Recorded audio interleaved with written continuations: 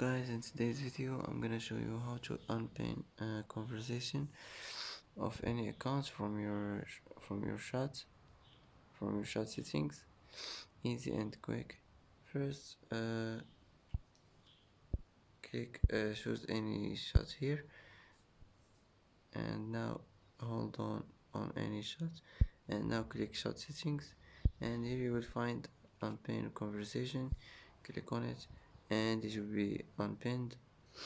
And that's it for today. And that's it for today's video. If you like this video, don't forget to like and don't forget to subscribe. I hope this video is helpful for you, and thanks for watching until the end, and see you in the next video.